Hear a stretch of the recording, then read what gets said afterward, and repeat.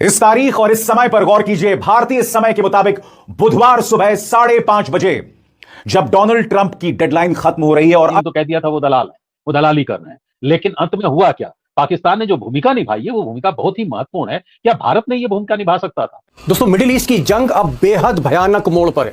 अगले कुछ घंटों में कुछ भी हो सकता है। ये जंग आउट ऑफ कंट्रोल जा सकती है या फिर अगर समझौता नहीं होता है तो ईरान पर ताबड़तोड़ हमला करने का वादा किया है डोनाल्ड ट्रंप ने। उन्होंने कहा है कि मैं एक रात में ईरान को बर्बाद कर दूंगा। ये सोचने वाली बात है। तो आज बहुत शर्म की बात है। आजू बाजू दो देश हम उस पाकिस्तान को हम दिन रात हमारे जो सेपरेट चैनल्स हैं, जो अनभक्त है, वो गालियां देते, कोसते नहीं हटते और उनके सामने समझते हैं कि ये तो चिल्लर और पता नहीं कौन लोग हैं, चिंदी लोग हैं, हमारे सामने क्या औकात है इनकी। और लेकिन आप उनकी औकात देख लीजिए। आज सबसे अगर ये शांति हो जाती है उनके मीडिएशन से, और जैसा कि आपने बताया गया कि अगर इस्लामाबाद, तो पता चला कि इस्लामाबाद जो है इतिहास की तारीखों में दर्ज हो गया इस्लामाबाद का नाम। Welcome to Z cricket. आज की वीडियो में हम देखेंगे कि दुनिया तबाही के धाने पर पहुंच चुकी है। सबकी नज़रें सिर्फ और सिर्फ इस्लामाबाद पर हैं। कुछ घंटे रह गए हैं। भारतीय मीडिया का रद्द-ए-अमल देखते हैं। इस तारीख और इस समय पर गौर कीजिए। भारतीय समय के मुताबिक बुधवार सुबह 5:30 बजे जब डोनाल्ड ट्रंप की डेडलाइन खत्म हो रही है और अगर समझौता नहीं होता है तो ईरान पर ताबड़तोड़ हमला करने का वादा किया है डोनाल्ड ट्रंप ने। उन्होंने कहा है कि मैं एक रात में ईरान को बर्बाद कर दूंगा। आज इस मंच पर मैं आपको बताने वाला हूं कि यह रात ईरान के लिए कयामत की रात है। मगर उससे भी बड़ी बात, क्या एक रात में ईरान को तबाह किया जा सकता है? इसको लेकर भी मैं आपके सामने पड़ताल लेकर आया हूं। मगर बड़ी बात दोस्तों, जब आप एक देश की जनता को हौसले को नहीं हरा सकते ना, तो उस देश को हराना नामुमकिन हो जाएगा। ट्रंप और नेतन्याहू बेशक पूरे ईरान पर ताबड़तोड़ हमले करें, मगर अगर वहां की जनता के हौसले को आप नहीं हरा पाए तो आप उस देश को भी नहीं हरा सकते। और मैं आपको बताऊंगा कैसे।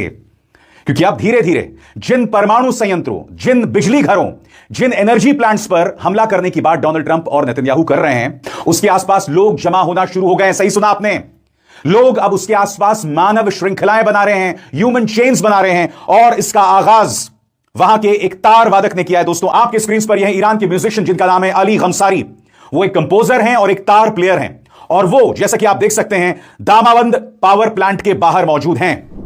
यहां वो मौजूद है और कह रहे हैं कि मैं अमेरिका और इस्राएल की बमबारी से नहीं डरता। वो ये भी कह रहे हैं कि इन पावर प्लांट्स पर हमला करना एक युद्ध अपराध है। जी हां, एक वॉर क्राइम है। यह बात अलग है कि डोनाल्ड ट्रंप कह रहे हैं कि जिस ईरान ने अपने ही देश के 50,000 लोगों को मारा, उनके खिलाफ कुछ युद्ध अपराध नहीं है। और मैं ये नहीं जानता हूं कि 50,000 का आंकड़ा उन्हें आया कहां से। मैं चाहूंगा दोस्तों, इससे पहले कि मैं आपको बताऊं किस तरह से ईरान के लिए कयामत की रात है, मैं चाहूंगा आप सुने अली गमसारी क्या कह रहे हैं। वो बैठे हुए हैं दामावंद पावर प्लांट के सामने। देखिए किस खूबसूरत अंदाज में अपनी बात रख रहे हैं। دوستان عزیزم سلام. نیروگاه برق دماوند هستم و نمیتونم بگم جای شما خالی به خاطر اینکه اینجا تهدید شده به حمله نظامی که امیدوارم اتفاق نیفته. دوست دارم صدای تار بتونه این بار نقش آفرینیش برای صلح باشه، برای جلوگیری از خاموش شدن چراغ خانه ها. और जैसे मैंने बताया दोस्तों, कयामत की रात है। इससे पहले कि मैं आपके सामने वो अहम मुद्दा रखूं कि क्या वाकई एक रात में डोनाल्ड ट्रंप बर्बाद कर सकते हैं ईरान को, मैं आपके सामने पेश करूंगा सीएनएन की इस पड़ताल को। मगर उससे पहले जो घटनाक्रम तेजी से बदल रहा है वो मैं अब आपके सामने पेश करने वाला हूं। सबसे पहले दोस्तों, मैं आपके सामने प्रेस टेलीविजन के ये 2 वीडियोस एक साथ पेश करना जा रहा हूं, जिसमें बताया जा रहा है कि इसराइल के नहारिया पर हिजबुल्लाह के रॉकेट्स ने तबाही मचाई है। ये नॉर्दर्न ऑक्यूपाइड टेरिटरीज हैं और देखिए किस तरह की तबाही हिजबुल्लाह के रॉकेट्स ने मचाई है।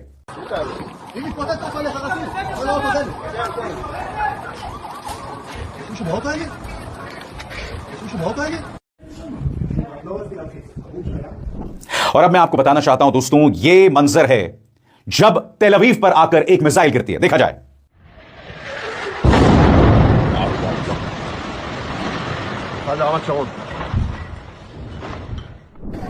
और उस मिसाइल के गिरने के बाद तेल अवीव की सड़कों पर जो तबाही होती है, वो मंजर अब मैं आपको दिखाने वाला हूं। देखा जाए।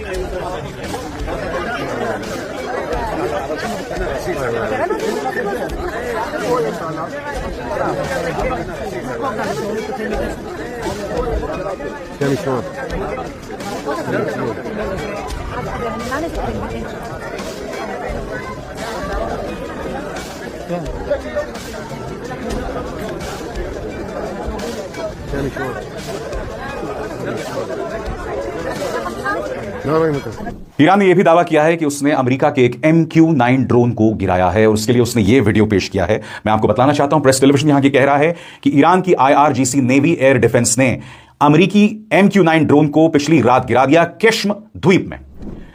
उस आइलैंड का नाम है कैश द्वीप, जहां बताया जा रहा है कि इस MQ-9 ड्रोन को गिरा दिया गया और उसके लिए बाकायदा यह वीडियो जो है वो IRGC पेश कर रहा है। यानी कि यह युद्ध जो है अमेरिका के लिए बहुत बहुत बहुत महंगा पड़ रहा है और यही वजह है कि डोनाल्ड ट्रंप पूरी तरह से बौखलाए हुए हैं। पत्रकारों के सामने आते हैं, पत्रकार कहते हैं कि आप तो वॉर क्राइम कर रहे हैं, युद्ध अपराध कर रहे हैं। तो सुनिए डोनाल्ड ट्रंप क्या कहते हैं। डोनाल्ड ट्रंप कहते हैं भाई जिस देश ने अपनी देश के 50,000 लोगों को मार दिया हो हाल में, उनको लेकर कुछ युद्ध अपराध नहीं है। और आप जानते हैं दोस्तों 50,000 का आंकड़ा सरासर गलत है। सुनिए डोनाल्ड ट्रंप ने क्या कहा। Mr. President, how would it not be a war crime to strike Iran's bridges and power plants? Because they killed 45,000 people in the last month, more than that. I think it could be as much as 60. They kill protesters, they're animals. And we have to stop them, and we can't let them have a nuclear weapon. Very simple.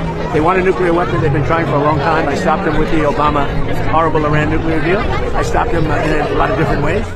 मगर यकीनन America और इस्राएल दोनों पारा बढ़ा रहे हैं। अब मैं आपके सामने दो खबरें पेश करना चाहता हूं। सबसे पहले इस्राएली न्यूज एजेंसी हारेट्स की खबर जो बता रही है कि IDF ने, इजरायली डिफेंस फोर्सेस ने ईरानियों को चेतावनी दी है कि अगले 12 घंटे तुम जो है किसी ट्रेन पर सफर ना करना।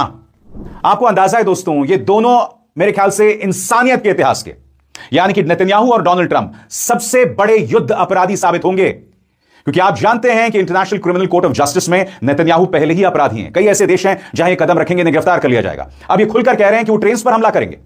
मैं फिर आपसे पूछना चाहता हूं, ट्रेन में कौन से आतंकवादी हैं? इनमें तो आम लोग सफर करते हैं, और जिन लोगों ने पहले से टिकट्स ले लिए हैं आप उन्हें मारेंगे। डोनाल्ड ट्रंप भी अपनी तरफ से बयान दे रहे हैं जिसमें वो कह रहे हैं कि कंप्लीट डेमोलिशन, यानी कि मैं पूरी तरह से तबाही कर दूंगा। यह तो युद्ध अपराध है ना दोस्तों, और ये कितना बड़ा युद्ध अपराध है कुछ देर बाद, मगर उससे पहले वो बड़ी चर्चा जो मैं आपके सामने करने आया हूं दोस्तों, CNN की इस खबर पर गौर कीजिए। CNN का यह कहना है कि ईरान को एक रात में तबाह करना नामुमकिन है, बशर्ते, और यह अपने आप में बहुत खतरनाक बात है, बशर्ते डोनाल्ड ट्रंप ईरान पर न्यूक्लियर बॉम्ब का इस्तेमाल करें। मैं दोस्तों एन वर्ड का बहुत ही हल्के अंदाज में इस्तेमाल नहीं करना चाहता हूं, मगर हम डील कर रहे हैं एक ऐसे आदमी से जो अपना मानसिक संतुलन खो चुका है, जो कुछ भी कह रहा है, जो अंदर से बाहर से बीमार है पूरी तरह से। लिहाजा यह आदमी कुछ भी कर सकता है और मैं यही कल्पना करता हूं ये कुछ ना करें। मगर वो जो सवाल उठाया जा रहा है कि क्या वाकई ईरान को अमेरिका अपनी पारंपरिक ताकत से पूरी एक रात में तबाह कर सकता है, 4 घंटों में? दोस्तों मिडिल ईस्ट की जंग अब बेहद भयानक मोड़ पर है। अगले कुछ घंटों में कुछ भी हो सकता है। यह जंग आउट ऑफ कंट्रोल जा सकती है या फिर सीज फायर की मियाद भी बढ़ सकती है। सच यह है कि पूरे मध्य एशिया का सारा कारोबार बिल्कुल ठप पड़ गया है, जनजीवन अस्त व्यस्त है और पूरी दुनिया की निगाह इस वक्त या तो ट्रंप पर है या फिर इस्लामिक सेना, ईरान की इस्लामिक सेना पर है कि आज रात तक ये दोनों अल्टीमेटली क्या डिसाइड करते हैं, क्या फैसला करते हैं। इस बीच अमेरिका से बड़ी खबर यह आ रही है कि ट्रंप ने एक बार फिर दोहराया है कि वो ईरान को पूरी तरह तबाह कर देंगे अगर ईरान ने इस डील पर साइन नहीं किया आज रात तक। दूसरी तरफ ईरान की जो पावरफुल इस्लामिक सेना है उसने कहा है कि ट्रंप जितनी भी धमकियां दें, जितने भी हमले करने की वो बात करें, लेकिन ईरान का जो न्यूक्लियर टेक्नोलॉजी, जी हां गौर करिएगा, ईरान का न्यूक्लियर टेक्नोलॉजी प्रोग्राम जारी रहेगा। यानी जो रिसर्च चल रही है न्यूक्लियर पे, परमाणु पर, वो नहीं रुकेगी, चाहे जितनी धमकियां ट्रंप देते रहे। अब ये सिर्फ इस्लामिक सेना का फैसला नहीं बल्कि ईरान सरकार का भी फैसला है। ईरान की सरकारी मीडिया प्रेस टीवी का ये बयान आप देखिए, जिसमें साफ तौर पे कहा गया है कि heavy bombs won't halt nuclear tech progress. यानी ईरान की एटॉमिक एजेंसी का कहना है कि न्यूक्लियर टेक्नोलॉजी की जो रिसर्च है बंद नहीं होगी। अब ईरान परमाणु रिसर्च नहीं छोड़ेगा, इसका सीधा सीधा मतलब दोस्तों यही है कि ईरान आने वाले समय में परमाणु बम, परमाणु हथियार बना सकता है। अब ये बहुत सेंसिटिव इशू है, आगे मैं एक्सपर्ट पर बात करूंगा, क्योंकि कहीं ना कहीं जो जंग का जो आप कह सकते हैं कोर इशू है वो न्यूक्लियर ही है। ट्रंप का भी यही कहना है, इस्लामिक सेना भी वही कहती है। इस पर आगे विस्तार से बात करेंगे। अब इस बीच जो पॉजिटिव खबर आ रही है युद्ध के मैदान से वो ये है कि ईरान ने 10 पॉइंट का 10 सूत्रीय प्रपोजल जो है वो पाकिस्तान को सबमिट किया है, जो अमेरिका को भी भेजा गया है। मीडिया में इसकी खबर आ रही है। पाकिस्तान इसलिए इंपॉर्टेंट है क्योंकि अमेरिका की तरफ से पाकिस्तान की निगोशिएटर है, साथ में 3 और देश हैं, टर्की है, इजिप्ट है, सऊदी अरब है, और कहीं ना कहीं चाइना की भी इसमें सहमति है क्योंकि पाकिस्तान इस बातचीत के बीच में। ईरान ने जो प्रस्ताव दिया है, जो अमेरिका तक पहुँचाया गया है, ट्रंप तक पहुँचाया गया है, उसमें यूँ तो कई इशूज़ हैं, लेकिन 4-5 जो इश्यूज़ हैं बहुत इंपॉर्टेंट है। नंबर 1 इशू ये है कि ईरान चाहता है कि अमेरिका लिखित में, रिटन में दे, गारंटी दे कि दोबारा युद्ध नहीं करेगा ईरान से। मुश्किल शर्त देखते हैं। नंबर दूसरी शर्त है कि जो ईरान के साथी है हिजबुल्लाह पर तुरंत जो है युद्ध बंद करे इजराइल। ये दूसरी मांग है, मानी जा सकती है। तीसरा, ईरान पर जो सैंक्शंस लगे, इतने बरसों से पाबंदियाँ लगी हैं, बिजनेस की पाबंदी, ट्रेड की, वो पाबंदियाँ उठाए, इस पर भी विचार हो सकता है, कर सकते हैं, इशारा कर चुके हैं ट्रंप। चौथा जो पॉइंट है, चौथी जो शर्त है ईरान की तरफ से, वो ये है कि हॉर्मुज़ की खाड़ी तभी खुलेगी, तेल का रास्ता तभी खुलेगा जब ईरान और ओमान यानी दोनों मुल्कों के बीच में से रास्ता निकलता है। प्रस्ताव ये है कि जिस तरह से इजिप्ट टोल लेता है सुइस कैनाल पर, इसी तरह का एक फार्मूला ईरान ने बनाया है। ओमान और ईरान मिलकर जो है वो शुल्क लेंगे और इस शुल्क से कहीं ना कहीं जो युद्ध में नुकसान हुआ है खरबों रुपए का, उसकी भरपाई होगी। अब ये शर्त मानते हैं, ट्रंप नहीं मानते हैं। और इसके अलावा फ़िलिस्तीन और गाज़ा, उसको लेकर भी कई शर्तें। कुल मिलाकर सबसे बड़ी शर्त जो मुझे लग रही वो यही है कि हॉर्मुज़ की खाड़ी में क्या ट्रंप कंसेशन देंगे, क्या पूरी तरह से कंट्रोल वो ईरान को देंगे या नहीं देंगे, इस पर बहुत कुछ डिपेंड होगा। और दूसरी खबर ये आ रही है इसी के साथ साथ कि रूस और चीन, रशिया और चाइना जो ईरान के साथी हैं, इनके फॉरेन मिनिस्टर्स, इनके डिप्लोमेट्स, वो भी ईरान के साथ बात कर रहे हैं। विदेश मंत्री अब्बास अराक्ची के साथ बात हो रही है, पाकिस्तान के साथ भी बात हो रही है, अमेरिका को भी मैसेज दिया जा रहा है। चाइना और ईरान भी चाहते हैं कि किसी न किसी सूरत से ये युद्ध कहीं पर आके रुके, कोई सीज़ फायर हो।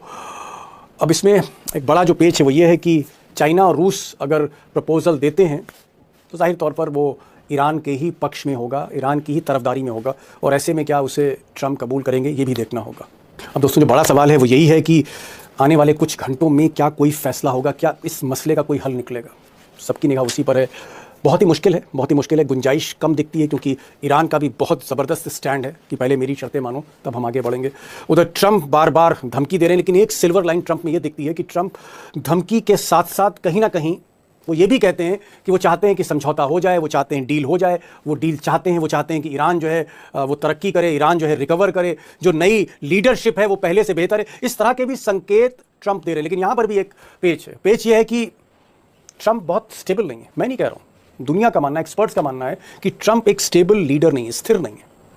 कभी कुछ कहते हैं, कभी कुछ कहते हैं। अब ऐसे में आज रात जो क़यामत की रात है उसमें क्या फ़ैसला होगा, मेरी कोशिश रहेगी आपको मैं अपडेट करता रहूं और भी कई वीडियोस बनाऊं और कोशिश करूं समझाने की कि पर्दे के पीछे क्या खेल हो रहा है, और जो मीडिया आपको नहीं दिखा रही, मेन स्ट्रीम मीडिया, वो खबरें भी आप तक पहुंचाने की कोशिश करूं। अब इस सारे मसले पर, खासकर ये जो परमाणु प्रोग्राम है, ईरान की जो शर्तें हैं और ट्रंप क्या करना चाहते हैं, इन सारे मसलों पर मैंने अमरीश मिश्रा जी से कहा कि भाई आप इस पर कुछ रोशनी डालें, कुछ रोशनी डालें। खासकर ये जो न्यूक्लियर वाला मामला है कि अगर बम बना लिया तो क्या फिर ट्रंप जो है झुक जाएंगे। क्योंकि ट्रंप ने कल कहा था अपनी प्रेस कॉन्फ्रेंस में कि जो किम हैं, नॉर्थ कोरिया के जो डिक्टेटर हैं, वो उनके बहुत अच्छे मित्र हैं और किम उनसे बहुत प्यार करते हैं। यानी किम जिनके पास न्यूक्लियर बम है वहां झुके हुए हैं, मिस्टर ट्रंप झुके हुए हैं। तो क्या अगर ईरान के पास भी ये ताकत आ जाती है तो झुकना पड़ेगा ट्रंप को। बिजनेसमैन है, झुक सकते हैं। अमरीश भाई, ट्रंप ने कुछ देर पहले फिर धमकी दी है ईरान को, कहा है कि हम बम्बार्डमेंट करेंगे और ऐसा बम्बार्डमेंट करेंगे कि ईरान को पूरी तरह से डेमोलिश कर देंगे, पूरी तरह से उसको मैं मलबे में तब्दील कर दूंगा पूरे मुल्क को। इस तरह की उन्होंने धमकी दी। क्या आपको लगता है कि बम्बार्डमेंट, बमबारी से ही इस पूरे मसले का हल निकल सकता है? और